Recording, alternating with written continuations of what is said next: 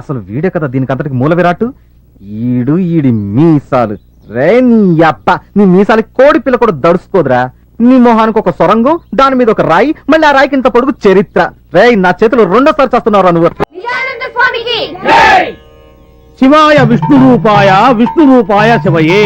శివుడికి విష్ణువుకి తేడా లేదు, తేడా అంతా మనం పెట్టుకుందే. భగవంతుడు అన్ని చోట్ల ఉన్నాడు. God is everywhere. ధర్మ సంస్థాపన కోసం భగవంతుడు ఒక్కొక్క యుగంలో ఒక్కొక్క అవతారంలో ఉద్భవిస్తూ ఉంటాడు. ఇప్పుడు మీరు త్రేతాయుగంలో తీసుకున్నట్టయితే శ్రీరాముడు, ద్వాపర యుగంలో తీసుకున్నట్టయితే శ్రీకృష్ణుడు, అదే మీరు కలియుగంలో తీసుకున్నట్టయితే కలియుగంలో ఎవరు తీసుకుంటారు? తీసుకోండి ఎవరిలో ఉన్నాయి. నేను వినాయకుని తీసుకుంటాను స్వామి. తీసుకో, దగ్గర నువ్వు అట్నే ఉంటావుగా. కూర్చో. నేను ఆంజనేయుని తీసుకుంటాను స్వామి. ఆంజనేయుని తీసుకుంటా, అటు తిరుగు. తీసుకో, కరెక్ట్ గా ఉంటావు. కూర్చో. ఆంజనేయుడు వినాయకుడు కృతయుగం నాటి వాళ్ళు. నేను అడిగింది కలియుగం గురించి. కలియుగంలో ఎవరిని తీసుకుంటారు? తీసుకుంటే ఎవరు? అది కూడా నేను చెప్పాలా? సరే చెప్తానులే.